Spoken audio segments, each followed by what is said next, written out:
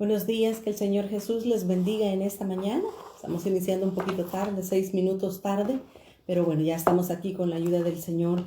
Vamos a continuar con nuestro estudio del Evangelio de Juan. Quiero que por favor oremos antes de empezar con este tiempo. Vamos a darle gracias al Señor y vamos a pedirle que sea Él, como siempre lo ha hecho, que nos pueda bendecir con su palabra en esta mañana. Oremos por favor. Padre, te damos gracias en esta hora porque tú siempre nos permites, Señor, estar estos días miércoles, poder reunirnos, poder aprender de tu palabra. Señor, una vez más queremos tener un corazón dispuesto. Queremos tener un espíritu, Señor, dispuesto a ser enseñado por tu Espíritu Santo. Queremos aprender las verdades que tú has dejado escritas en tu palabra, Señor. Queremos hacer avances en nuestra vida cristiana y en nuestro caminar contigo. Necesitamos que la palabra nos limpie, nos purifique, nos redarguya, nos enseñe cada día cómo ser mejores hijos tuyos, Señor. Estamos necesitando, Dios, de esa transformación que solamente tu Santo Espíritu puede hacer por medio de tu palabra. Haz que tu Espíritu haga crecer esta palabra en nosotros y que podamos vivir conforme a lo que tú has dejado escrito, Señor. Te damos las gracias y ponemos este tiempo, Señor, en tus manos y te rogamos que seas tú que puedas hablar a nuestros corazones y a nuestras mentes en esta mañana. En el nombre de Jesús oramos. Amén y amén. Muy buenos días a todos. Que el Señor les bendiga. Gracias por conectarse una vez más. Gracias a todos. No puedo mencionar nombres por uno, pero pues muchas gracias por estar pendientes de la transmisión de este día. Continuamos con la enseñanza del Evangelio de Juan. La semana pasada nos habíamos quedado en lo que era el capítulo 7. Estuvimos viendo aspectos muy importantes de lo que era el capítulo 7. Vimos también cómo el Señor Jesús estaba en su tercer año ya de ministerio. Ya estaba a punto, casi estaba cerca de poder entregar su vida para que fuese glorificado por el Señor Dios Padre. Así es que en el capítulo 7 estábamos viendo que Jesús necesitaba subir a Jerusalén porque había una fiesta específica celebrándose en ese momento en la ciudad. La fiesta no era la fiesta de la Pascua. La fiesta que se estaba celebrando en ese momento era la fiesta de los tabernáculos. Esta fiesta es muy importante. Es una fiesta que espiritualmente tiene para nosotros un significado muy importante, muy esencial. El tiempo falta para hablar tantas cosas con respecto a lo que el Señor ha dejado escrito en su palabra, pero yo confío que poco a poco el Señor va hablándonos y va dejándonos verdades marcadas en nuestro corazón y en nuestra mente. Para este momento dijimos la semana pasada que era aproximadamente el mes de octubre, noviembre, cuando se celebra lo que es la fiesta de los tabernáculos. Esta es la última de las 7 fiestas que tiene Israel. 7 fiestas principales tienen. Eso nosotros ya lo estudiamos cuando vimos hace unos meses atrás lo que es el libro de Levítico. La última de las fiestas es la fiesta de los tabernáculos. Jesús necesitaba ir a esa fiesta porque él era movido siempre por el Padre Celestial, guiándolo a hacer sus propósitos eternos. Así es que Jesús subió, sus hermanos estaban ahí, los hermanos hijos de María y de José, y estaban con Jesús, pero mencionamos la semana pasada, ¿verdad?, de que en realidad Jesús no tuvo aceptación entre su familia. Sus hermanos no creían en él. Los hermanos de Jesús no aceptaban el ministerio, ni mucho menos la posición que Jesús tenía como hijo de Dios Padre, del Padre Celestial. Así es que nosotros vimos desde la semana pasada que en realidad únicamente dos de los hermanos de Jesús, que fue Santiago y Jacobo, o Judas, perdón, que Santiago es Jacobo también en inglés, ¿verdad? James es Santiago, y el otro hermano de Jesús que es Judas, fueron los únicos que creyeron en Cristo como el Hijo de Dios, pero fue hasta después de la muerte y la resurrección de Jesús, y Dios les dio el privilegio de tener una epístola cada uno, una carta escrita en el canon bíblico, ¿verdad? Y ahí tenemos la carta de Santiago y la carta de Judas, la que está justo antes de Apocalipsis. Esto estuvimos viendo la semana pasada. Continuamos con el capítulo 6 del Evangelio de Juan. El capítulo 6, 7, estamos en el Evangelio de Juan, capítulo 7. La semana pasada empezamos a ver el quinto discurso de Jesús, Juan 7 y el versículo 16 en adelante. Dice: Jesús les respondió: mi doctrina no es mía, sino de aquel que me envió. Y dice el versículo 17: el que quiere hacer la voluntad de Dios conocerá si la doctrina es de Dios o si yo hablo por mi propia cuenta. El que habla por su propia cuenta, su propia gloria busca, pero el que busca la gloria del que le envió, este es verdadero y no hay en él injusticia. Aquí en estos versículos el Señor está hablando básicamente de la doctrina. Mis amados, la doctrina es algo necesario, fundamental en medio de la iglesia. Para alguien que probablemente se pueda preguntar: ¿y qué es la doctrina? ¿Qué es la definición de doctrina? Doctrina, en pocas palabras, es el conjunto de enseñanzas en el cual nosotros como cristianos creemos. Doctrina es el grupo de enseñanzas en las cuales nosotros creemos y caminamos en ellas. Así es que la doctrina es bien importante. No hay muchas doctrinas en realidad, aunque realmente sí, ¿verdad? Alguien puede decir: pero es que está la doctrina, 6 doctrinas básicas menciona solamente Hebreos 6, del versículo del 1 hasta el 2 o 3.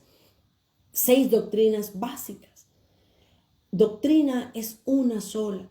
Y ese es el cuidado que nosotros debemos de tener, porque la doctrina, la creencia, el fundamento de nuestro caminar debe de estar basado en la palabra de Dios, no en lo que las personas opinen o las reglas que las personas ponen.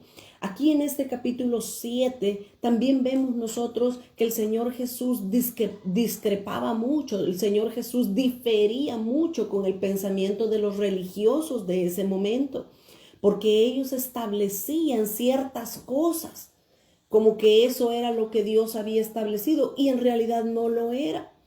No lo era. El Señor Jesús sanó muchas veces en el día de reposo y a los religiosos eso les molestaba. De hecho, ese es un punto que más adelante, en el versículo 19 en adelante, Jesús discute con los religiosos de su tiempo. El Señor Jesús, en estos versículos, desde el 15 hasta el 18, el Señor Jesús nos muestra a nosotros lo importante que es la doctrina, en lo que nosotros creemos, en lo que nosotros tenemos nuestra vida marcada y fundamentada. Es importante chequear la doctrina de la iglesia a la que nosotros asistimos para poder interpretar y vivir nuestras vidas correctamente. Así es que Jesús acá nos dio las claves, nos dio una clave bien importante para nosotros poder entender o discernir si una doctrina es de Dios o no es de Dios. Dice el Señor Jesús: el que quiere hacer la voluntad de Dios conocerá si la doctrina es mía o yo hablo por mi propia cuenta. En primer lugar, no voy a hablar de la doctrina porque necesito avanzar en el estudio. Ya tenemos solo 5 miércoles para terminar, incluyendo y son 21 capítulos del Evangelio de Juan. Pero 2 nada más voy a mencionar para que nosotros podamos discernir o podamos estar seguros si la doctrina, si la enseñanza que nosotros estamos oyendo es de Dios. En primer lugar, una de las claves para saber si la doctrina es correcta es la intención de nuestro corazón. El Señor Jesús dijo, estoy en Juan 7:17, el que quiere hacer la voluntad de Dios conocerá si la doctrina es verdadera o es buena. Dependiendo de lo que hay en nuestro corazón, así vamos a poder interpretar, así vamos a poder discernir si es correcto lo que se nos está hablando y lo que se nos está enseñando.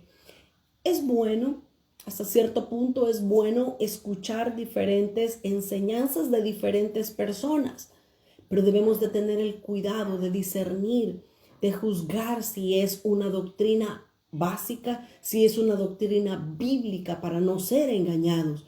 Entonces, si alguien quiere hacer la voluntad de Dios, va a conocer si es correcto. Ahora, yo he mencionado, y la Biblia también nos lo dice en repetidas ocasiones, que los tiempos postreros, los tiempos finales son tiempos peligrosos. No solamente por lo que está sucediendo alrededor de nosotros, sino también porque se van a levantar muchos engañadores. Ahora, doctrinas falsas, doctrinas de error, herejías se han levantado desde el tiempo de Jesús. Desde tiempos antiguos se han levantado siempre herejías o siempre falsas doctrinas. Pero la pregunta muchas veces que, bueno, yo me la he hecho, quizás algunos de ustedes también, ¿por qué Dios permite? Si eso no es una doctrina bíblica, si eso no es una doctrina correcta, ¿por qué Dios lo permite? Me he preguntado yo algunas ocasiones y déjeme decirle que la respuesta es muy sencilla. Dios está en su trono y Dios seguirá estando en su trono eternamente y para siempre. Dios no está preocupado y se está quebrando los dedos en su trono y dice, aquellos están enseñando algo equivocado, los otros están enseñando falsedad. No, Dios es Dios y como yo les he dicho en muchas ocasiones, la verdad es una. La verdad no son tres, la verdad no son dos, la verdad no son cinco. Hay una sola verdad. Y nosotros como hijos de Dios debemos rogarle al Señor que nos dé un corazón correcto, un corazón que ame su palabra para no ser engañados por las falsas doctrinas. Así es que las falsas doctrinas, hasta cierto punto, Dios las permite que se infiltren en medio de su iglesia. ¿Sabe por qué? Porque de hecho viene una prueba muy grande para la iglesia de Dios, y es que el anticristo vendrá en los tiempos finales y por supuesto que él no va a venir hablando nada acerca de Dios, ni mucho menos de la palabra escrita. El anticristo va a venir hablando en su nombre. El anticristo va a venir tratando de que aún los escogidos sean engañados por lo que él habla juntamente con el falso profeta. Así es que las herejías, las falsas doctrinas, es Dios quien las permite para que las personas que no tengan la actitud correcta puedan salir de la iglesia y del cuerpo que realmente pertenece a Cristo. Que Dios nos ayude, mis amados, a podernos mantener en la doctrina sana que Dios ha dejado en su palabra. Dos escrituras voy a leer y voy a pasar al siguiente punto en el Evangelio de Juan. Ezequiel 20:24. Dios es el que permite las doctrinas erradas o equivocadas para polarizar a su pueblo, para separar lo bueno de lo malo. ¿Se recuerdan ustedes que Jesús enseñó con respecto a la parábola del trigo y la cizaña? Jesús dijo que él iba a hacer una separación entre el trigo y la cizaña, pero esto iba a ser hasta el final de los tiempos. Hasta el final el Señor Jesús va a separar la cizaña. Antes no. Antes van a crecer juntos el trigo y la cizaña. El error, las personas equivocadas y la verdad, las personas que tienen la verdad de Dios van a crecer juntas. Hasta el final es que Dios va a permitir que la cizaña salga, porque se va a mostrar lo que realmente hay en su corazón. Dice la palabra de Dios en Ezequiel capítulo 20 y el versículo 24 al 25.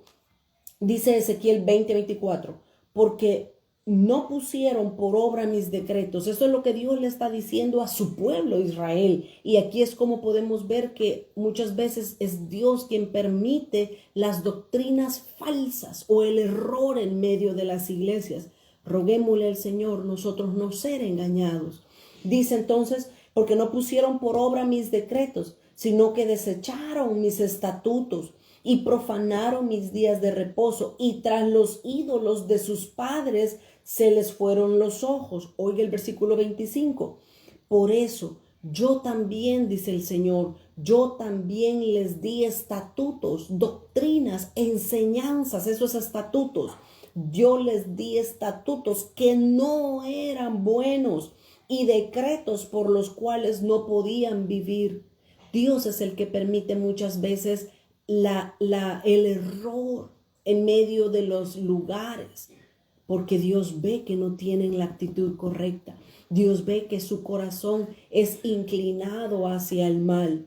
Y la segunda escritura está en Primera de Timoteo, capítulo 4 y el versículo 1.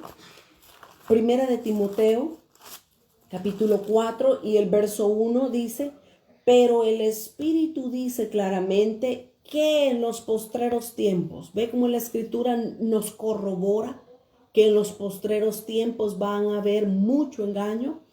Pero el Espíritu dice claramente que en los postreros tiempos algunos apostatarán de la fe, lo que decíamos la semana pasada.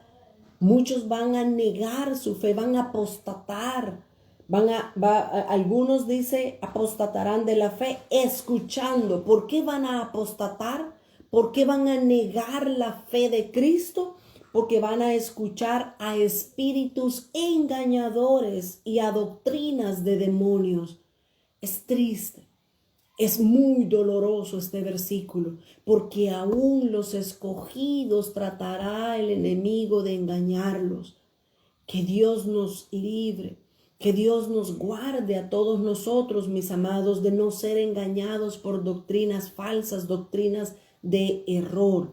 Continuemos, por favor. Así es que el Señor Jesús nos advierte y el Señor Jesús dice: el que quiere hacer la voluntad de Dios conocerá si la doctrina es de Dios o si yo hablo por mi propia cuenta. Seguía el Señor Jesús en su ministerio y en su vida. Él estaba, en este capítulo 7 del Evangelio de Juan, Jesús estaba en medio de la fiesta de los tabernáculos, juntamente con las demás personas y los religiosos, los ortodoxos, los judíos, en medio de toda esa fiesta. Así es que del versículo 20 al 24, el Señor Jesús nuevamente vuelve a hablar con los religiosos de ese momento, y ellos comienzan a hablarle un tema muy importante. Veamos, Juan 7, versículo 20 en adelante. Respondió la multitud y le dijo: de cierto, demonio tienes, le dijeron. La multitud le decía a Jesús: demonios tienen. Y mire, esto es muy, muy habitual. Siempre los hijos del enemigo, los hijos del diablo, siempre se van a levantar en contra de la simiente santa. Eso se ve desde el Génesis, realmente en toda la Biblia se mira cómo los hijos del diablo siempre se van a levantar en contra de los que tienen la simiente santa de Dios. Entonces, acá las personas, los religiosos, acusaban a Jesús de tener demonio en su interior. Y no solamente de eso lo acusaban, sino que ellos lo estaban acusando de no guardar el día de reposo, lo acusaban de blasfemar, lo acusaban de engañar a la gente, lo acusaban de ser apóstata, de ser malhechor y de ser hasta loco, le decían a Jesús. Qué tremendo, ¿verdad? Qué tremenda realmente todas las cosas que Jesús tuvo que enfrentarse, que Jesús tuvo que poder soportar de su mismo pueblo. Así es que ellos le decían a Jesús: demonio tienes. Y le pregunta: ¿quién procura matarte? Versículo 21. Jesús les respondió y les dijo: una obra hice y todos os maravilláis. Por cierto, les dice Jesús, Moisés os dio la circuncisión, no porque sea de Moisés, sino de los padres. En el día de reposo circuncidáis al hombre. Si recibe el hombre la circuncisión en el día de reposo, para que la ley de Moisés no sea quebrantada, no. ¿Por qué os enojáis conmigo? Porque en el día de reposo sané completamente a un hombre. Y mire el versículo 24. No juzguéis según las apariencias, sino juzgad con justo juicio. Ellos estaban molestos con Jesús porque Jesús había sanado, liberado a endemoniados en el día de reposo. Ellos estaban molestos con Jesús. ¿Se recuerdan cuando Jesús sanó al paralítico en el capítulo 5? ¿Por qué estaban molestos con Jesús? Porque lo sanó en el día de reposo. Y el hombre no le era lícito cargar su cama en el día de reposo. Pero no se molestaron con el hombre, sino que se molestaron con Jesús porque lo sanó. Aquí Jesús les trae un ejemplo y les dice: es ilógico la forma de actuar de ustedes, les estaba diciendo Jesús a los religiosos, porque ustedes hacen la circuncisión para cumplir la ley hacen la circuncisión en los niños, en los recién nacidos varones, hacen la ley, cumplen la ley haciendo la circuncisión a los varones en el día séptimo, pero se enojan conmigo porque yo sano a un enfermo. Qué ilógico. Ustedes están haciendo un trabajo también en el día de reposo, que es circuncidar a los varones, pero no querían que Jesús sanara. Ese es el problema de la religiosidad. La religiosidad pierde el balance. Lo vamos a ver cuando lleguemos al capítulo 8 dentro de unos minutos. En el capítulo 8 es por eso que Jesús les enseña y les dice: hagan un juicio verdadero, un juicio justo, no juzguen según las apariencias. Y el espíritu religioso, mis amados, es eso precisamente lo que hace. El espíritu religioso dentro de la iglesia lo que hace es juzgar según las apariencias. Solo porque ven a una persona mal vestida, dicen: uy, no se metan no se junten con él, porque es chusma. El espíritu de religiosidad, Dios lo aborrece. Jesús mismo vino a estar en polémica con los religiosos de su tiempo, porque ellos, creyendo que guardaban la ley, ellos mismos se hacían transgresores de la ley. Así es que Jesús les advierte y Jesús les recalca y les dice: no juzguen según las apariencias, sino que juzguen con justo juicio. Es tremendo el espíritu de religiosidad, es un espíritu fuerte, y lo peor es que enceguece a las personas porque creen o creemos, me voy a incluir yo también, muchas veces creemos que nosotros estamos en lo correcto, y en realidad todas las personas ven en el error que hemos caído. Que Dios nos libre también de este espíritu de religiosidad. Versículo 25 hasta el 30. Juan 7:25. Decían entonces unos de Jerusalén: ¿no es este a quien buscan para matarle? Pues mirad, habla públicamente y no le dicen nada. ¿Habrán reconocido en verdad los gobernantes que este es el Cristo? Aquí estamos hablando básicamente en estos versículos desde el 25 hasta el 30 que había mucha discrepancia. Unos decían que Jesús era el Cristo, otros decían que no, que él era un mentiroso, que era un loco, que era un farsante, que era un endemoniado. Había mucha polémica, había separaciones en todos ellos, pero en realidad pues cada quien tiene su opinión, y como dijimos la semana pasada en la clase, cada quien tiene una opinión de Dios o de Cristo según lo que hay en sus corazones. Para uno Cristo es lo más hermoso, pero para otros pueden decir: no, Jesús era simplemente un hombre. Pero cada quien juzga a Dios conforme a lo que tiene en sus corazones. Así es que al Señor Jesús no le preocupaba lo que cada persona creía o pensaba o decía de él, sino que él sabía a lo que él había venido. Y dice el versículo 28, entonces Jesús, enseñando en el templo, alzó la voz y dijo: a mí me conocéis y sabéis de dónde soy, y no he venido de mí mismo, pero el que me envió es verdadero, y a quien vosotros no conocéis, pero yo le conozco.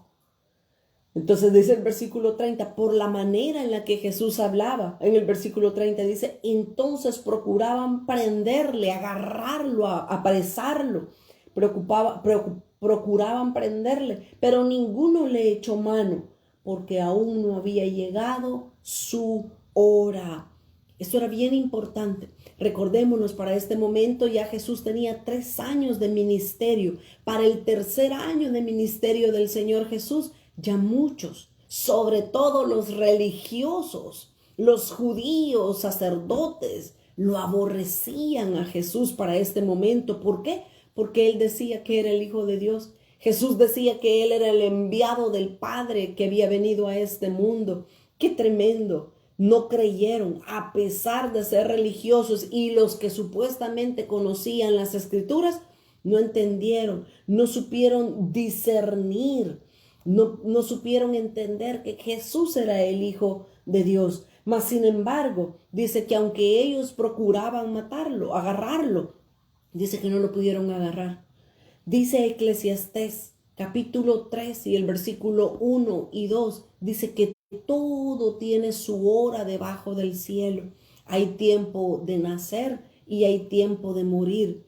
El Señor Jesús Y el Padre tenía el control de todas las cosas, mis amados. El Padre es el que pone los tiempos perfectamente establecidos y se cumplen.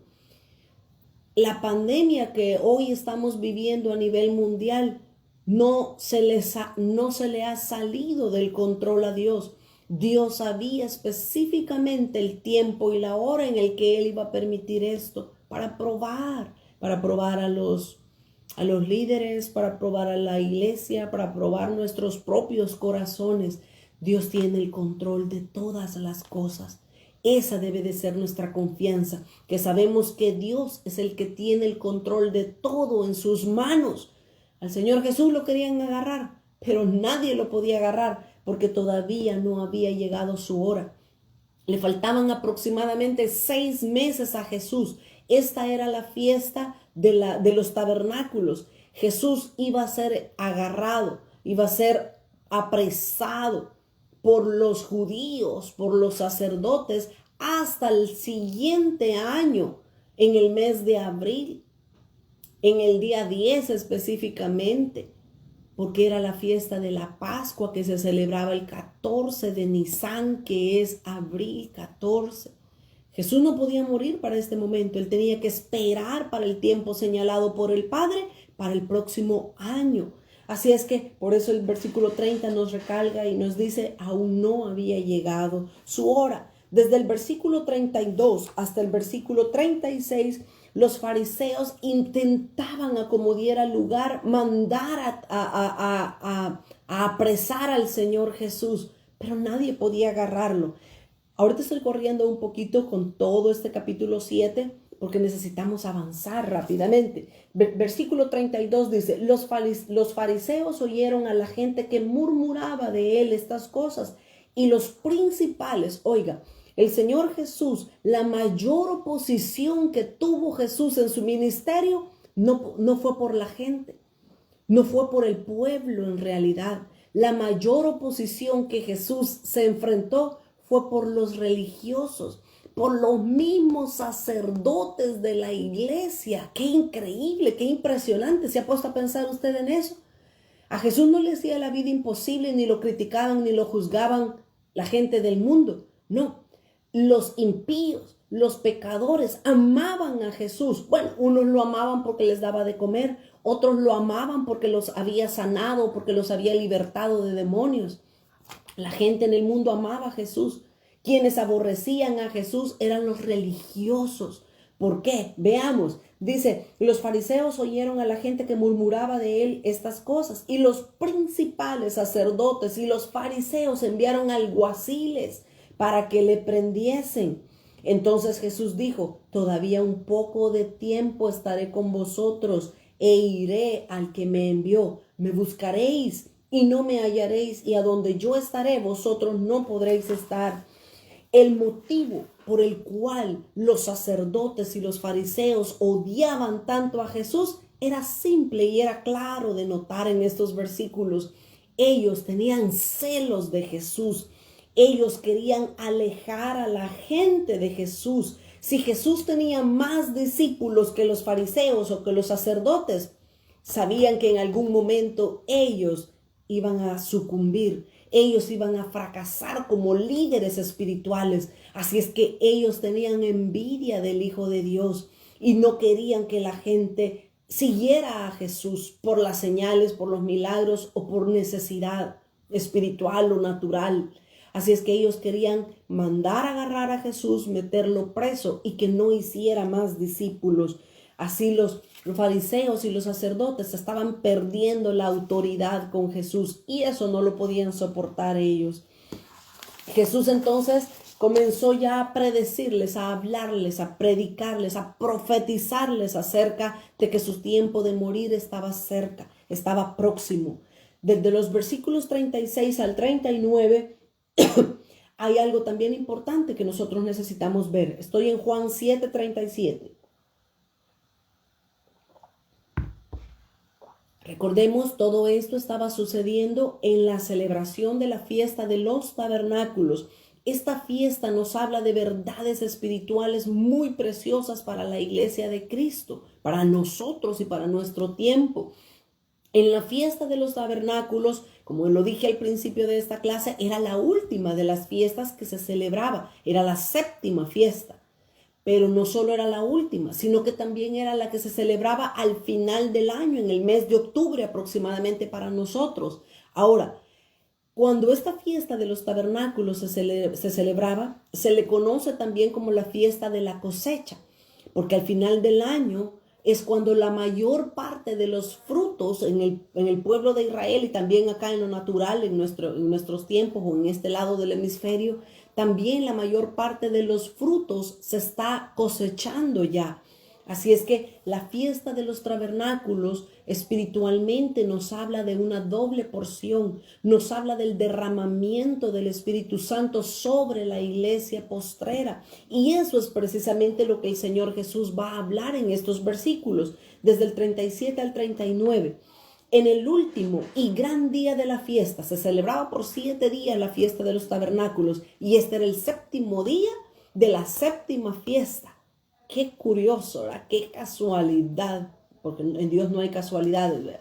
Dice que en el último y gran día de la fiesta, Jesús se puso en pie y alzó la voz diciendo: una de las características también de los tiempos finales de manera positiva en el mundo, va a haber mucho engaño, y dentro de la iglesia también, pero también Dios va a levantar maestros de justicia en los tiempos finales para que la iglesia sea enseñada, para que la iglesia pueda abrir los ojos del entendimiento, así como rogaba Pablo por los de Éfeso, que sus ojos les fueran abiertos.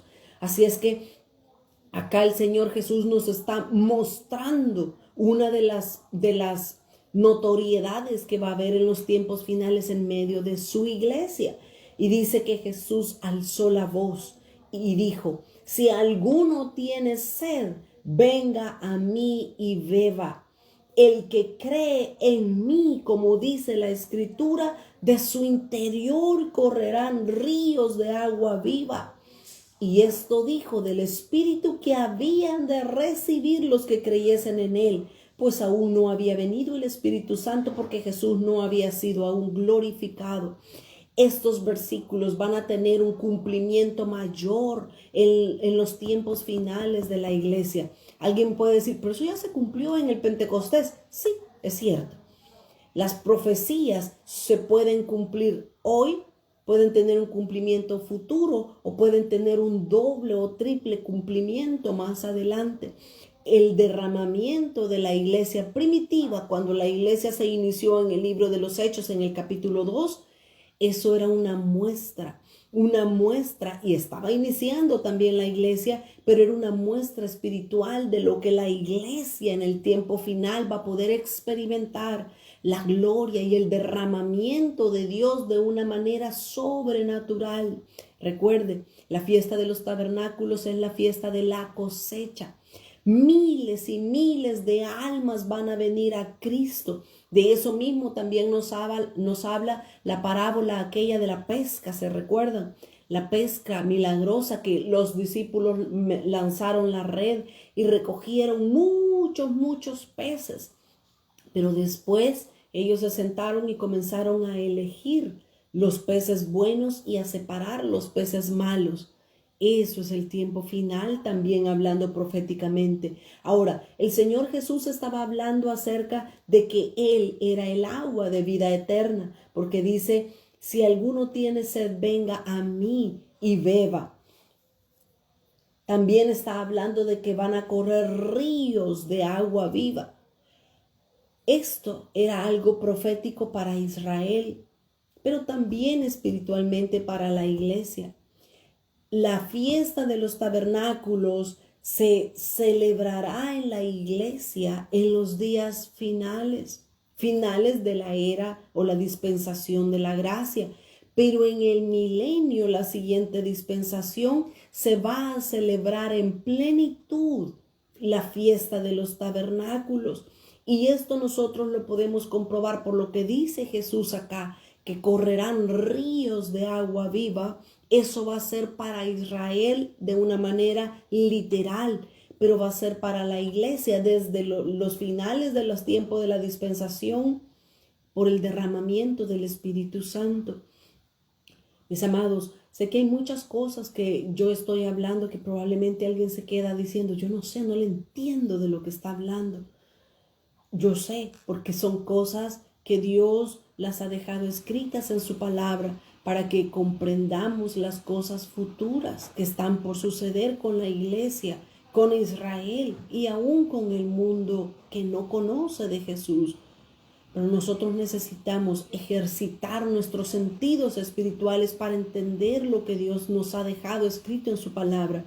El Evangelio de Juan es un evangelio sumamente sencillo, pero también es un evangelio sumamente profundo, donde los teólogos más diestros se rompen la cabeza tratando de entender algunas cosas que están escritas en este precioso y poderoso Evangelio de Juan.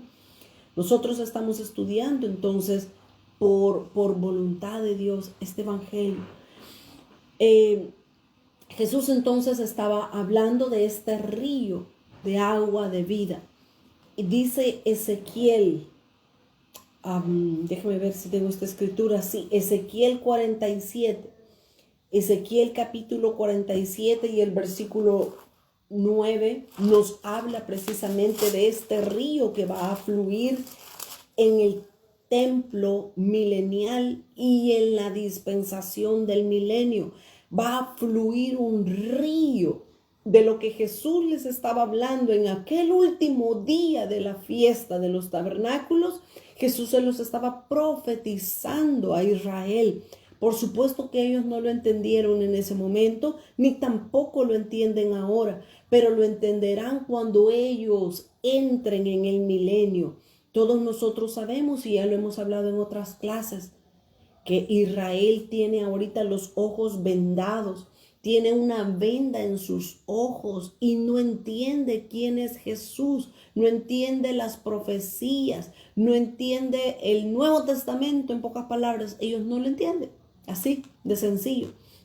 Pero cuando ellos entren al milenio, por misericordia de Dios, sus ojos van a ser abiertos y van a ser completamente restaurados en el milenio. Dice Ezequiel capítulo 47 y el versículo 8 y 9. Y me dijo, estas aguas que salen de la región del oriente y descenderán al Arabá y entrarán en el mar, y entradas en el mar recibirán sanidad las aguas. Esto va a suceder en el milenio. Del mar o del río, de las aguas a las que está hablando en este versículo se refieren específicamente al mar muerto. Todos nosotros sabemos que el mar muerto precisamente le hace honor a su nombre, porque es un mar donde no puede haber vida, no pueden haber peces, no puede haber nada. ¿Por qué? Porque es extremadamente salado.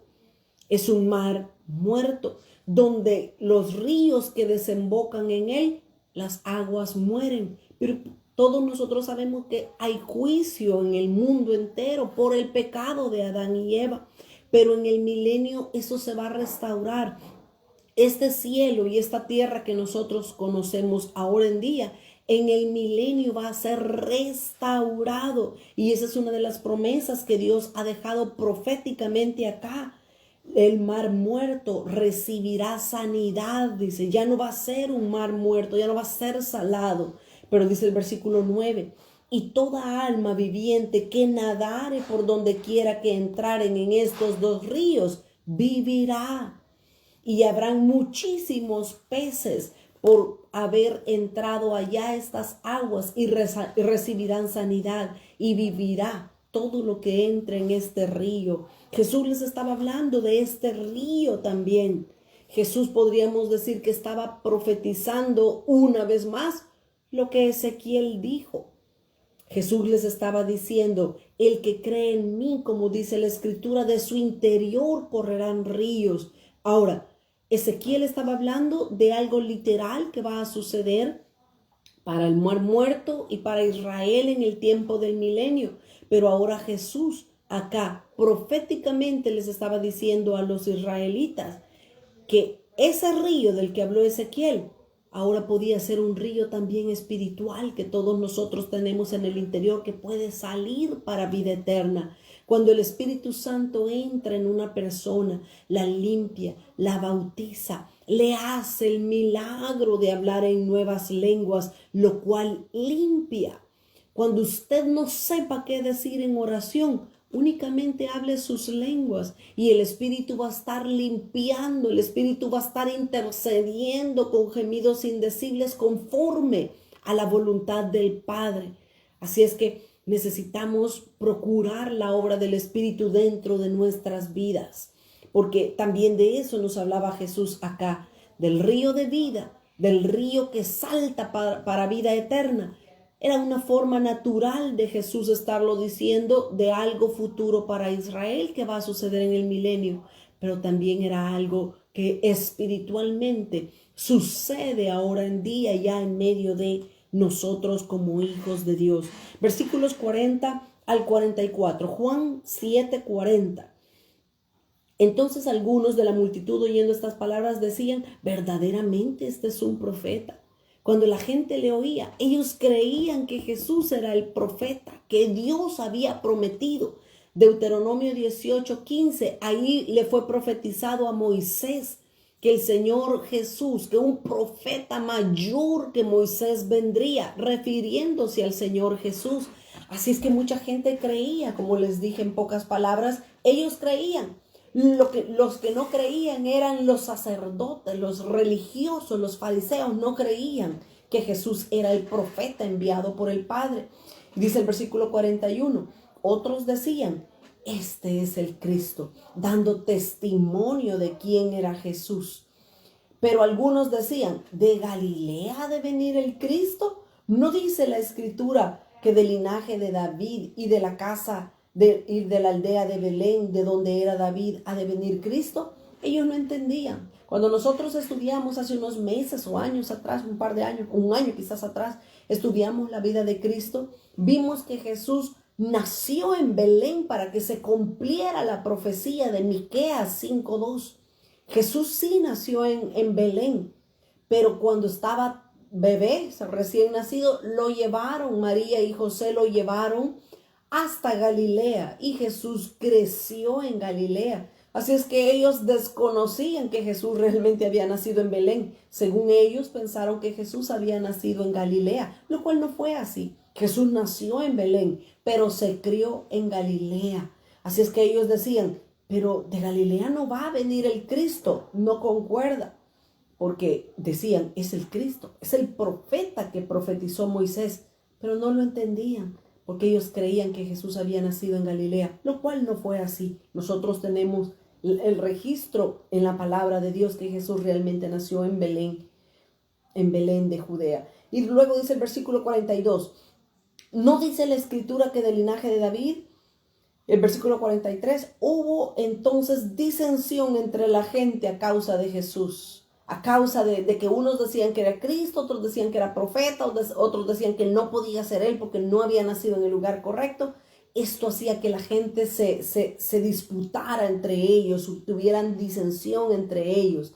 Y el versículo 44, y algunos de ellos querían prenderle, pero ninguno le podía echar mano. Los alguaciles entonces vinieron a los principales sacerdotes y a los fariseos, y estos le dijeron, ¿por qué no le has traído? Versículo 46. Los alguaciles respondieron, jamás. Oiga el testimonio de los alguaciles que mandaron los sacerdotes para agarrar a Jesús. El testimonio de ellos fue, jamás hombre alguno ha hablado como este hombre. Entonces los fariseos les respondieron, ¿también vosotros habéis sido engañados? ¿Acaso ha creído en él alguno de los gobernantes o de los fariseos? Mas esta gente que no sabe la ley, maldita es. Qué tremendo cómo había una gran discrepancia entre ellos en ese momento. Unos creían en Jesús, otros simplemente lo aborrecían por las obras que él hacía. Este es un ejemplo. También lo que va a suceder con nosotros. Unas personas nos van a amar porque hablamos la verdad, conocemos la verdad, pero otros nos van a odiar también, precisamente por eso. Otros van a decir que hablamos mentira, van a tratar de echarnos alguna culpa con tal de que nadie cree en la palabra que confesamos. Pero eso va a ser siempre así. Siempre, siempre va a ser así. Y eso es una muestra de Ismael e Isaac. Los dos eran hijos de Abraham. Ismael era hijo de Abraham, pero su mamá era Agar. Isaac era hijo de Abraham, pero su mamá era Sara. Y en otras ocasiones, cuando estudiamos el libro del Génesis, también hemos mencionado que estos dos hijos, a pesar de ser hijos de un mismo padre, Ismael siempre, siempre, siempre y siempre estuvo en oposición contra Isaac. ¿Quién era el que tenía las promesas? Era Isaac, no Ismael. Y eso Ismael lo aborrecía, lo odiaba y trataba de siempre hacer injurias en contra de Isaac. Y eso espiritualmente es igual. Los que tienen la simiente santa de Dios, todos nosotros que conocemos a Jesús, siempre los que se levanten en contra nuestra, los que nos aborrezcan, están simplemente mostrando de qué padre y de qué madre son. Están mostrando que son esclavos, están mostrando todo aquel que se levanta en contra de un hijo de Dios, está mostrando cuál es su naturaleza. Por eso es que debemos de tener cuidado nosotros. No debemos de levantarnos en contra de un hijo de Dios. Por supuesto que sea verdadero hijo de Dios. Necesitamos ser de la línea de Isaac, tener las promesas, vivir como herederos de Dios y soportar los maltratos, soportar todas las cosas que los hijos de esclavitud hacen en contra nuestra. No desmayemos. El Señor Jesús ya vivió eso. Dice la palabra que Jesús fue el varón de dolores, experimentado en quebranto. Si alguien se siente mal porque lo rechazan, no se preocupe. A Jesús le hicieron eso y más. Y si Él, siendo santo, se lo hicieron, ¿cómo no nos lo van a hacer a nosotros que tenemos pecado igual que los demás? Cobremos ánimo cuando los demás nos persigan, mis amados. Y pues oremos por ellos, porque ellos están dando a conocer qué es lo que hay en realidad en sus corazones. Ok, entremos por favor ya al capítulo 8. En el capítulo 8 acá hay una historia impresionante. Con la ayuda del Señor en estos minutos que nos restan, quiero llegar por lo menos a introducirme al capítulo 10. En el capítulo 8 hay un suceso impresionante también del Señor Jesús. Yo quiero resaltar cosas bien precisas en los primeros 2 versículos. Si ustedes se recuerdan, cuando Jesús estaba conversando con los fariseos, con los sacerdotes, en el capítulo 7 y en el versículo 24, Jesús les enseñó. Jesús les trató de poner la verdad enfrente de ellos para que la vieran, pero por supuesto que no la vieron por la maldad que había en sus corazones. Jesús les dijo en el 7:24, no juzguéis según las apariencias, sino juzgad con justo juicio. Jesús se los enseñó, pero ellos no lo entendieron. Y mire lo que sucede acá en el capítulo 8. Capítulo 8, versículo 1 y 2. Estoy en Juan capítulo 8. Y Jesús se fue al monte de los olivos. Y por la mañana volvió al templo y todo el pueblo vino a él. Y sentado les enseñaba. Entonces los escribas y los fariseos le trajeron una mujer sorprendida en adulterio. Y poniéndola en medio le dijeron. Detengámonos ahí porque en los primeros 2 versículos necesito resaltar unas cosas bien importantes. En primer lugar, ¿a dónde se fue Jesús? Dice en el versículo 1. Y Jesús se fue al monte de los olivos. Esto es bien importante. Miren, a mí me encanta resaltar los lugares, los nombres, los números. Son detalles que nos dan a nosotros mensajes espirituales que por misericordia necesitamos entenderlos de parte del Señor. Jesús se fue al monte de los olivos. El monte de los olivos es un monte sumamente importante para nosotros como cristianos. El monte de los olivos tiene un gran significado para nosotros. ¿Por qué? El monte de los olivos es un monte donde precisamente Jesús estaba con sus discípulos allá en Hechos capítulo 1, cuando Jesús subió al Padre, después de que Jesús había muerto, había resucitado, y cuando Jesús ascendió al cielo con el Padre, dice Hechos que Jesús estaba en el monte de los olivos. Y si ustedes se recuerdan, Jesús subió al Padre, ya glorificado, ya resucitado. Y ahí estaban los discípulos viendo para arriba cómo Jesús desapareció en las nubes. Y de repente vinieron ángeles y se les aparecieron en medio de la multitud que estaba en ese momento y les dijeron, ¿y qué están viendo al cielo? Y los discípulos le dicen, estamos viendo al Hijo del Hombre que ascendió, que subió al Padre. ¿Y qué le dijeron los ángeles? Les dijeron, así como Él se ha ido, así mismo Él volverá.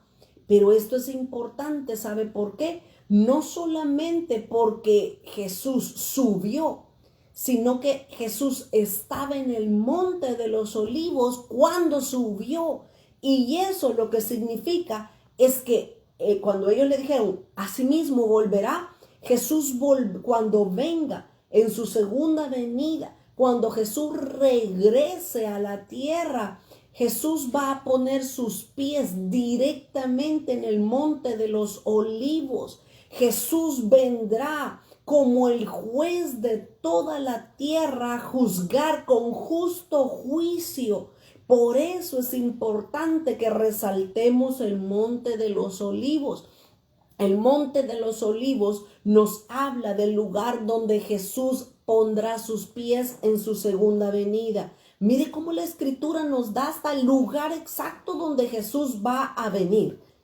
Jesús no va a venir y se va a poner en algún otro país, por no mencionar nombres ahorita. Jesús en su segunda venida, Él descenderá del cielo, pero descenderá y pondrá sus pies en el monte de los olivos. Veamos lo que la Escritura nos dice. Creámosle lo que la palabra de Dios nos dice. Zacarías capítulo 14 y versículo 1. Zacarías 14, 1 nos dice esto que estoy hablándoles. Dice Zacarías 14, 1. He aquí, el día de Jehová viene. Lo está hablando de una manera futura. Lo está diciendo en sentido futuro. Dice, Jehová viene y en medio de ti serán repartidos tus despojos. Versículo 2. Porque yo reuniré a todas las naciones para combatir contra Jerusalén. Esto es lo que habla Apocalipsis. No puedo entrar a esos detalles ahorita. Y luego dice el versículo 3. Después saldrá Jehová y peleará con aquellas naciones como peleó en el día de la batalla. Oiga, cuando Jesús regrese, dice el versículo 4, y se afirmarán sus pies en aquel día se afirmarán sus pies sobre el monte de los olivos, que está enfrente de Jerusalén, al oriente. Y el monte de los olivos se partirá en dos, se partirá por en medio. Cuando Jesús descienda, como dice la Escritura, todo ojo le verá, todo ojo le verá. Los que se hayan quedado y los que estén para ese momento. Bueno, los que estemos, ¿verdad? Yo estoy asegurando que me voy a ir, como que sí, estoy segura. Pero todo ojo le verá y verán que Él desciende y se posa con sus pies sobre el monte de los olivos y se partirá el monte de los olivos por en medio, hacia el oriente y hacia el occidente, haciendo un valle muy grande, y la mitad del monte se apartará hacia el norte y la otra mitad hacia el sur. Es lo mismo que dice Hechos capítulo 1 y el versículo 11, lo que les estaba hablando hace un momento. Hechos 1 y el versículo 11. Los cuales también les dijeron, versículo 10 voy a leer, Hechos 1:10. Y estando ellos con los ojos puestos en el cielo, entre tanto que él se iba, he aquí que pusieron He aquí se pusieron junto a ellos dos varones con vestiduras blancas, ángeles en medio de ellos. Versículo 11, los cuales también les dijeron, varones galileos, ¿por qué estáis mirando al cielo? Este mismo Jesús, oiga, este mismo Jesús que ha sido tomado de vosotros al cielo, así vendrá como le habéis visto ir al cielo. Mire entonces cómo la escritura se complementa con la escritura misma. El monte de los olivos es un monte que en este relato que vamos a ver ahorita en Juan capítulo 8, el monte de los olivos nos habla del lugar donde el Señor Jesús regresará, pondrá sus pies y el monte se abrirá en dos para venir y juzgar a las naciones. Aquellos que se rebelaron en contra de Israel serán juzgados por el Señor Jesús, así como lo vimos ahorita en Zacarías capítulo 14, versículo 1 al 4. Ahora, importante, Jesús estaba en el monte de los olivos orando, pero dice el versículo 2, Juan 8:2, y por la mañana Jesús regresó al templo y se sentó. Siempre es importante. Un maestro, la costumbre en el tiempo de Jesús era que cuando un maestro enseñaba, no lo hacía como nosotros lo hacemos ahora normalmente, que nos sentamos y todos escuchan, el auditorio escucha. En los tiempos de Jesús no era así. En los tiempos de Jesús los maestros caminaban y sus discípulos, sus alumnos, lo seguían. Y el maestro hablaba y sus alumnos lo escuchaban mientras caminaban. Pero cuando el maestro tenía algo importante que decirles, el maestro se sentaba y comenzaba a enseñarles esa verdad importante. Entonces acá Jesús, cuando entró al templo, él entró, pero él dice que se sentó. Él se sentó para enseñarles. ¿Qué significa? Que lo que Jesús les estaba enseñando era algo muy importante. Ahora, eso era lo que quería resaltar en estos versículos 1 y 2. Pero del versículo 4 en adelante, nosotros sabemos perfectamente esta historia. Por el tiempo no me voy a detener tanto porque ya conocemos el detalle. Los sacerdotes vinieron, los fariseos vinieron y le trajeron a una mujer. El versículo 3 dice que fueron los escribas y los fariseos los que trajeron a esta mujer, que dice que fue sorprendida en el acto de adulterio. Ellos le hacen en el versículo 4 la pregunta a Jesús y le dicen, maestro, ¿estás enseñando? Eres un maestro. Y le dijeron, esta mujer ha sido sorprendida en el acto de adulterio. Mire, yo quiero que usted y yo notemos algo bien importante acá. ¿Cómo es posible que los religiosos, los fariseos, los escribas llevaron a la mujer y le dijeron a Jesús, Jesús, esta mujer fue encontrada en el acto mismo del adulterio? Para que un adulterio se lleve a cabo, necesitamos dos personas. Necesitamos un hombre y necesitamos a una mujer. Y ellos encontraron a esta mujer en el acto de adulterio. En pocas palabras, con respeto lo digo, los encontraron en la cama a los dos. Pero tuvieron la delicadeza de agarrar a la mujer y llevarla y presentarla delante de Jesús. Y el hombre tuvo la oportunidad de vestirse, cambiarse y salir corriendo e irse para donde iba. ¿Sabe de qué nos habla esto? Esto nos habla que la religiosidad es desequilibrada. La religiosidad siempre va a mostrar parcialidad. Porque si en todo caso ellos hubieran querido hacer un justo juicio, debían de haber traído a las dos personas. Pero no lo hicieron así. Llevaron únicamente a la mujer porque los religiosos, a los más débiles, a los más vulnerables son a los que atacan. A mí no me gusta. A mí no me gusta que comiencen y que las mujeres no se pinten y que las mujeres no se pongan pantalones y que las mujeres no se pinten el pelo y las mujeres y todo el pleito es en contra de las mujeres. ¿Y los hombres? Ajá, vamos a ver, sáquenle los ojos a los hombres para que no anden de lujuriosos. El espíritu de religiosidad es un espíritu muy fuerte, que lo que hace es un juicio imparcial. Estos estaban trayendo a la mujer delante de Jesús para que Jesús la juzgara según la ley de Moisés.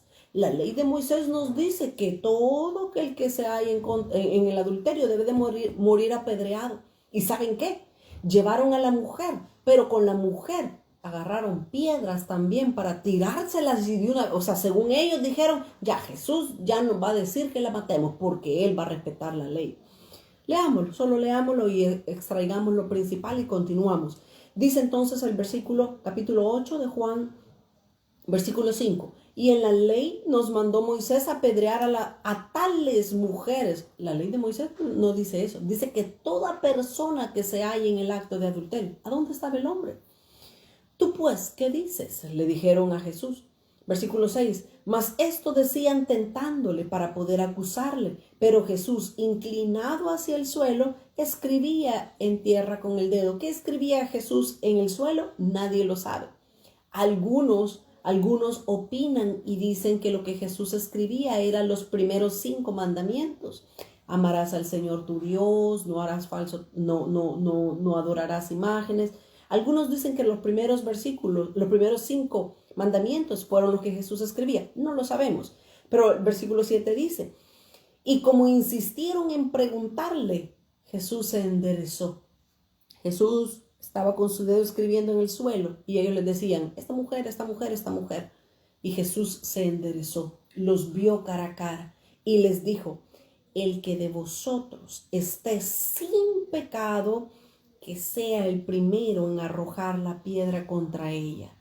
E inclinándose de nuevo hacia el suelo, siguió escribiendo. Fue todo lo que Jesús dijo. Me encanta la actitud de Jesús. Yo quisiera ser como él. Jesús, una sola frase usa. No usa tantas palabras. Y hay veces yo me extiendo demasiado explicando algo tan sencillo. Jesús no, pocas palabras y fue claro con ellos.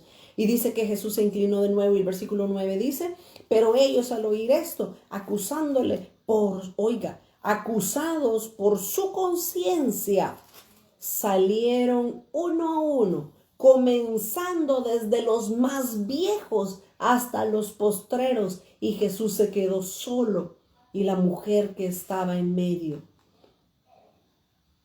Versículo 10, y enderezándose Jesús, no viendo a nadie sino a la mujer, le dijo, mujer, ¿a dónde están los que te acusaban? ¿Ninguno te condenó? Ella dijo, ninguno, Señor. Entonces Jesús le dijo, ni yo te condeno, vete y no peques más. Qué impresionante este suceso que estaba pasando en este momento. Jesús estaba ahí. El juez justo de todas las naciones estaba ahí entre la mujer adúltera y entre los demás que estaban listos con las piedras para tirárselos a la mujer. Pero Jesús justificó. Jesús escogió, siendo él el juez de toda la tierra. Jesús escogió mostrar misericordia a esta persona, aun y cuando había sido encontrada en el acto mismo de adulterio, en un pecado gravísimo. Mire por favor lo que dice Romanos 9:15. Romanos capítulo 9 y el versículo 15 nos dice cuál es la soberanía de Dios. Dice, pues a Moisés dice, tendré misericordia del que yo tenga misericordia y me compadeceré del que yo me compadezca. Es soberanía de Dios, es derecho de Dios mostrar misericordia a quien Él quiera. Ahora, en este suceso, Jesús perdonó a la mujer encontrada en el acto de adulterio. Jesús la perdonó. Ahora, tengamos cuidado, porque en ningún momento Jesús estaba probando el pecado de adulterio. Jesús no estaba avalando o permitiendo el adulterio, porque Jesús claramente le dijo a la mujer, yo no te condeno, vete y no peques más.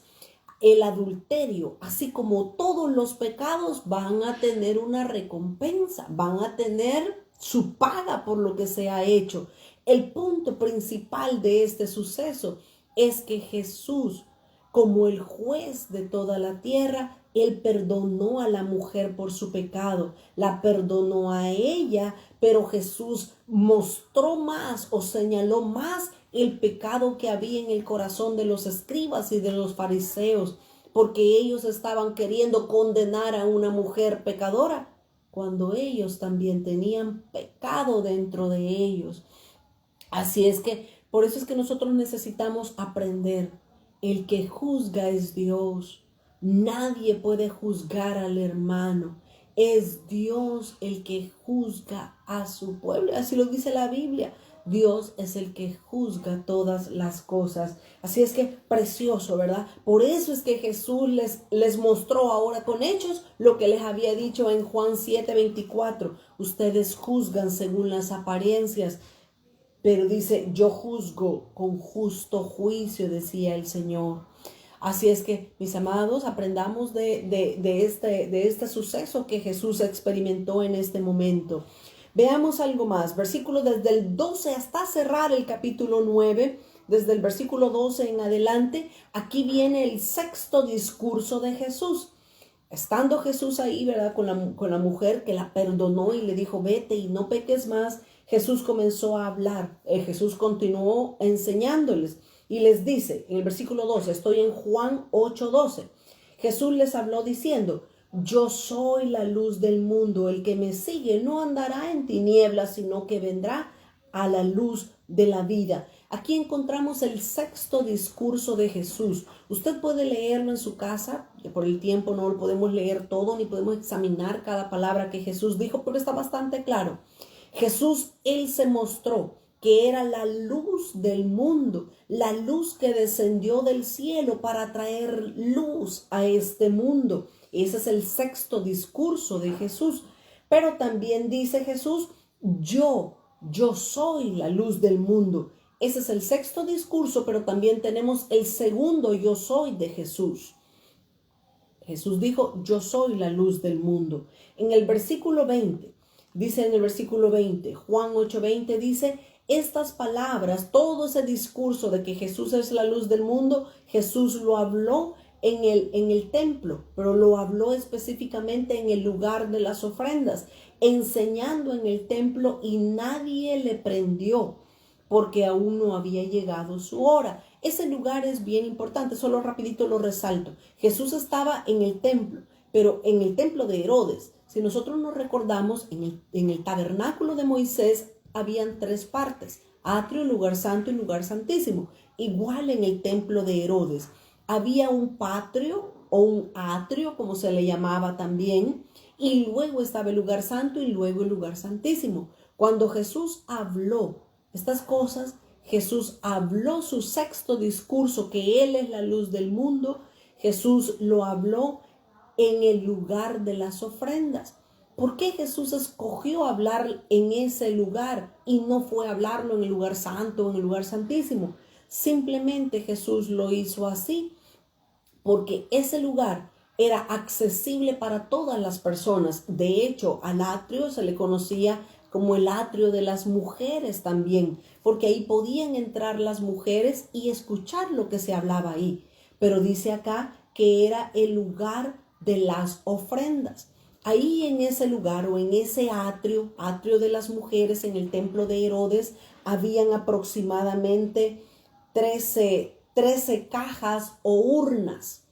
13 cajas o urnas, así como que fuesen unas trompetas, donde ahí las personas echaban sus ofrendas. Ahí estaban en el atrio. Ahí habló Jesús estas cosas.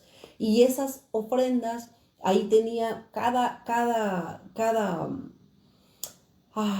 depósito, cada recipiente tenía ahí el nombre para qué era la ofrenda. Entonces, lo importante es a dónde Jesús lo habló. Jesús no lo fue a hablar hasta dentro del lugar santo, donde no podían entrar las mujeres.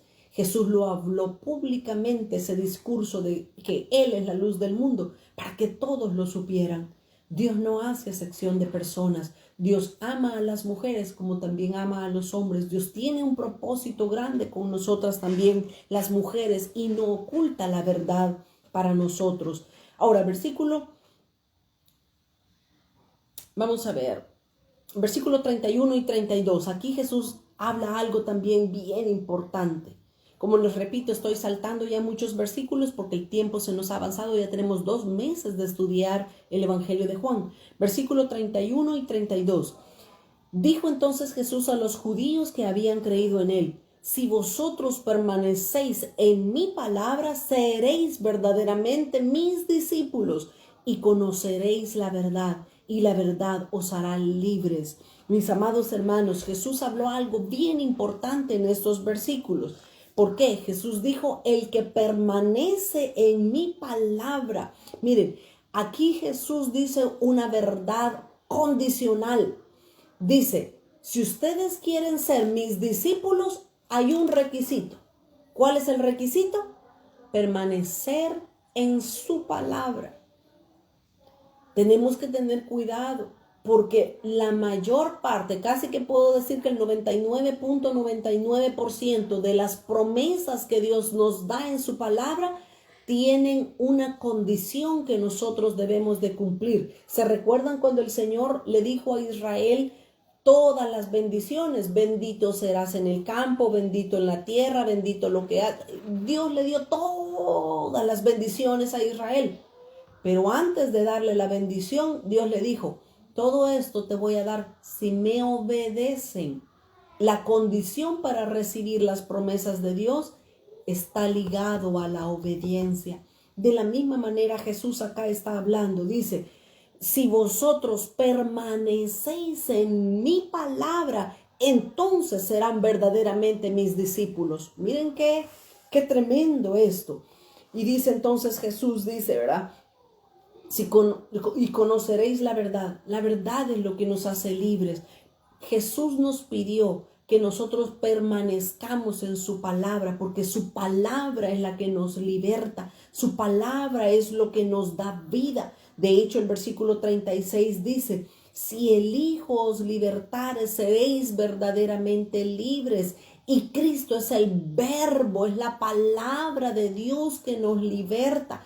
Por eso es que necesitamos conocer la Escritura. Si estás en una congregación donde no se habla la palabra de Dios, sino que solamente se entretiene, huye de ahí, busca un lugar donde te hablen verdaderamente la palabra, porque la que nos limpia, la que nos purifica, la que nos da vida, la que nos transforma, es la palabra de Dios.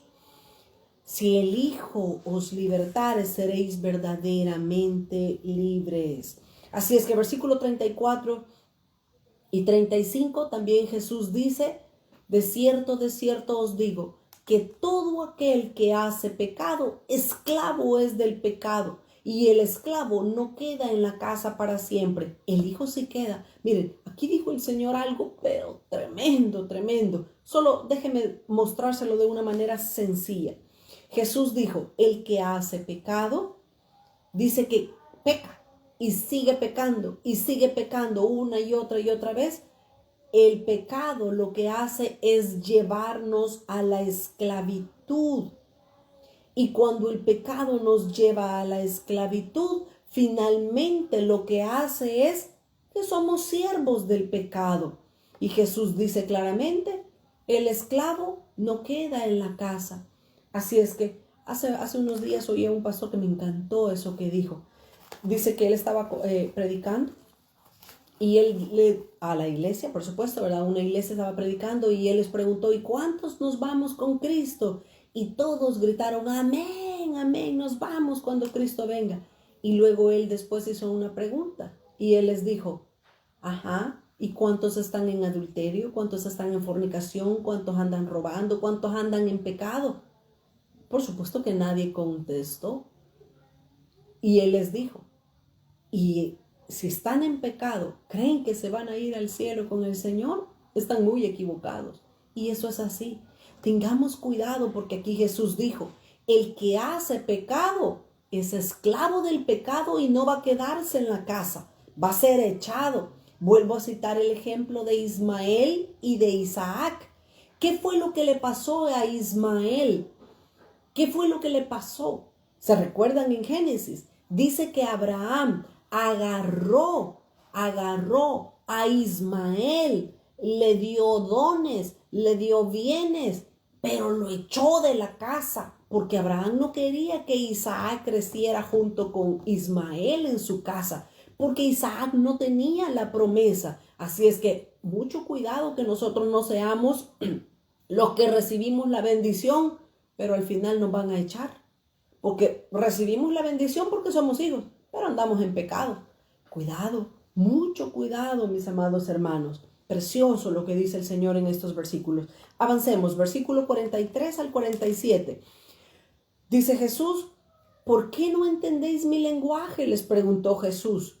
Porque no podéis escuchar mi palabra. Vosotros sois de vuestro padre el diablo. Hay personas que dicen, ay no, esa hermana no me gusta escucharla porque dice que la iglesia va a pasar la tribulación.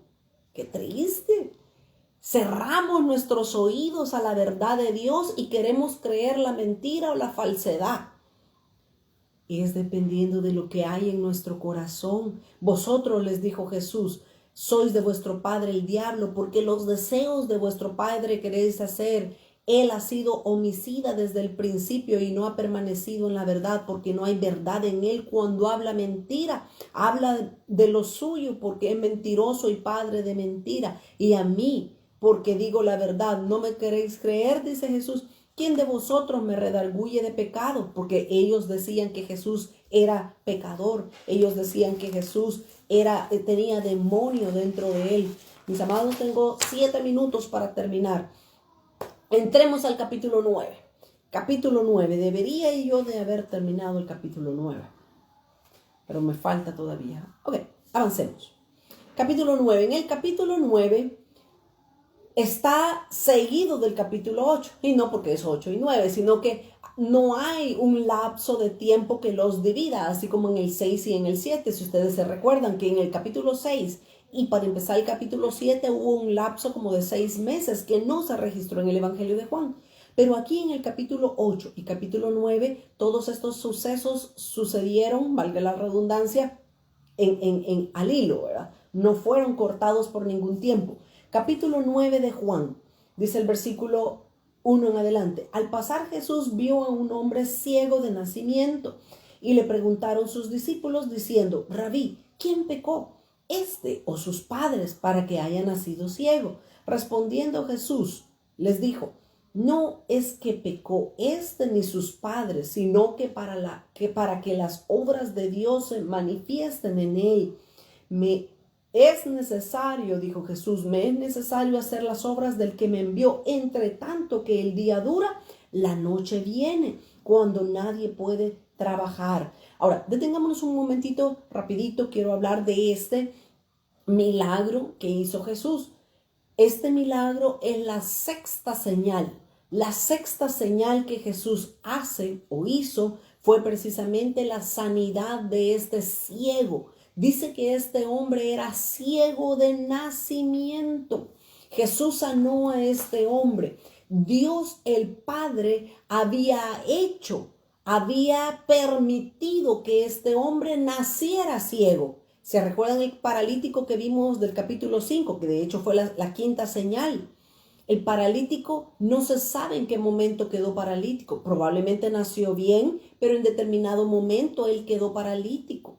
Y dice la escritura que tenía 38 años. No tenía 38 años de edad, tenía 38 años de ser paralítico. Ahora, este ciego no. Este ciego nació siendo ciego. Pero el Padre había permitido que este hombre naciera así, porque Jesús debía de hacer ese milagro para mostrarles a todos Israel y para mostrarnos a nosotros esta sexta señal que es el milagro de la sanidad del ciego. La pregunta que los discípulos le hacen a Jesús es bien interesante. Ellos le preguntan, ¿quién pecó, este o sus padres, para que haya nacido ciego? Miren, no es de admirarse. En ese momento, en el tiempo de Jesús, la enseñanza rabínica era esta, que ellos decían, no hay muerte sin pecado, ni sufrimiento sin pecado. Y como algo que me encanta de Jesús es que Él viene a romper todo paradigma, todo prejuicio mental que nosotros o las personas puedan tener. Jesús viene a romperlos. Ahora, Jesús les responde y les dice, están equivocados. Así como les han enseñado los rabinos, no es así. No es que este hombre pecó o que sus padres pecaron para que él hubiera nacido ciego. No, este hombre nació ciego simplemente para que el poder de Dios se manifieste en medio de Jesús. Ahora, normalmente las personas o todos nosotros podemos creer que si alguien sufre es porque tiene pecado, que si alguien está padeciendo es porque a saber en qué pecado estaba. No, no es así. Muchas veces Dios nos permite el sufrimiento, nos permite las tribulaciones, en primer lugar para formar carácter en nosotros, pero también Dios lo permite para hacer su obra, para mostrar su poder en nuestras vidas. Así es que, por favor, quitémonos ese pensamiento, quitémonos esa lógica humana de decir, si yo estoy sufriendo es porque estoy en pecado. No, no, no. Preguntémosle mejor a Dios, Señor, ¿por qué me estás permitiendo pasar por esta situación? ¿Qué quieres que yo aprenda? A los alumnos yo les he enseñado que cuando estemos en la dificultad, en el problema, no le pidamos, Señor, sácame de aquí, yo quiero salir ya de esto. No, preguntámosle, Señor, ¿qué quieres que aprenda para poder salir rápido de la prueba? ¿Qué debemos aprender? Así es que este hombre había nacido ciego porque Dios lo había hecho ciego para que el poder de Cristo se manifestara en su vida. En segundo lugar, Jesús acá, ¿se recuerdan que en el capítulo 8 Jesús dio su discurso, su sexto discurso de que Él era el hombre, la luz del mundo? Entonces, con esta señal, con esta sexta señal, iba a mostrar que Él era la luz que puede dar vista a los ciegos. Este ciego está representando a todo Israel. Jesús es la luz del mundo. La luz del mundo estaba caminando en medio de Israel y ellos estaban ciegos. Así es que esta sexta señal que Jesús hizo es para Israel, mostrándoles que era la luz que caminaba en medio de ellos, pero todos ellos estaban como este hombre ciego. Pero no solamente Israel, no solo Israel estaba ciego. Toda la raza humana está ciega. Todos nosotros estamos ciegos a menos que el Señor nos conceda el privilegio y la oportunidad de que nuestros ojos espirituales sean abiertos. Así es que Jesús les aclaró y les quebró ese tabú que los discípulos tenían y les dice, no es porque este pecó, porque sus padres pecaran, es para que el poder de Dios se manifieste en este hombre. Así es que todos nosotros sabemos que dijo Jesús en Juan 9:5, dijo, entre tanto que estoy en el mundo, luz soy del mundo. Así es que Jesús es el que ha venido a darnos luz, el que ha venido a quitar las escamas de nuestros ojos. Dice el versículo 6, dicho esto, dice que la manera que Jesús escogió para sanar a este hombre fue que escupió. ¿A quiénes les gustaría que Jesús escupa o que alguien escupa y que haga lodo y que lo ponga en sus ojos o en su enfermedad? Pues Jesús escogió, siendo guiado por el Padre, Jesús escupió en tierra e hizo lodo con la saliva y untó con el lodo los ojos del ciego y le dijo, ve a lavarte en el estanque de Siloé, que traducido es enviado. Fue entonces y se lavó y regresó viendo. Permítame quedarme unos minutitos en este poderoso milagro que el Señor Jesús hizo. La manera en la que Jesús sanó a este hombre nos encierra una verdad importante espiritualmente para nosotros. Dice que en primer lugar, Jesús escupió en la tierra para hacer lodo. Jesús no solamente se estaba mostrando como la luz del mundo, Jesús en segundo lugar se estaba mostrando como el creador del universo, que así como de la misma manera había creado, formado a Adán y a Eva del polvo de la tierra, Ahora el Creador tiene la habilidad de también escupir en tierra, agarrar lodo y sanar a un ciego. Jesús se mostró en este milagro, Jesús se mostró como la luz del mundo. Pero en segundo lugar, Jesús se mostró como el creador de todo el universo, que del barro puede sanar a una persona. Pero en tercer lugar, esta señal que Jesús hizo es que él mismo estaba diciéndoles, no con palabras, sino con hechos, les estaba diciendo a todos: yo soy el enviado de Dios a sanarlos. ¿Por qué? Porque dice que Jesús le dijo al hombre con el lodo en los ojos, le dijo: ahora ve y lávate en el Siloé. Y el Siloé, el estanque de Siloé, significa enviado. Así es que Jesús le dijo: yo soy el Siloé que ha descendido del cielo, yo soy el enviado. Es que sería tiempo, nos faltaría para examinar las 6 señales en conjunto para ver todo lo que el Señor nos quiere dar a entender a nosotros. Así es que Jesús se mostró como la luz, Jesús se mostró como el creador y Jesús se mostró como el enviado de Dios para la tierra, para limpiarnos, para abrir nuestros ojos.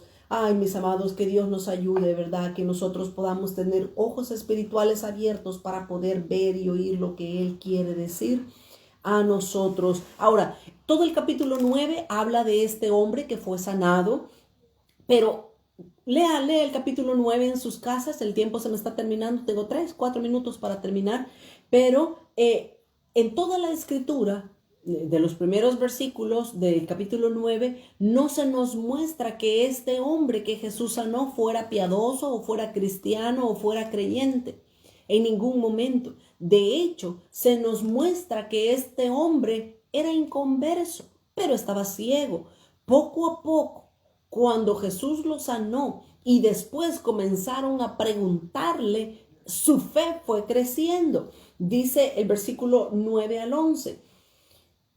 Dice el versículo 8, entonces los vecinos y los que habían visto que era ciego decían: ¿no es este aquel que estaba sentado y mendigaba? Versículo 9, unos decían: él es, y otros: a él se parece, y él decía: yo soy. Y dice el versículo 10, y le dijeron: ¿cómo te fueron abiertos los ojos? Versículo 11, respondió él y dijo: aquel hombre que se llama Jesús hizo lodo, me untó los ojos y me dijo: ve al Siloé y lávate. Y fui y me lavé y recibí la vista. Entonces le dijeron: ¿dónde está el que te dijo eso? No sé. Así es que mientras le preguntaban a este hombre quién había hecho su sanidad, su fe comenzaba a incrementarse. Los fariseos lo llamaron al muchacho, al hombre, lo llamaron y le decían: dinos quién fue, cómo hizo esto. Dice el versículo 15, y volvieron pues a preguntarle también los fariseos cómo había recibido la vista. Y él les dijo: me puso lodo sobre los ojos y me lavé y veo.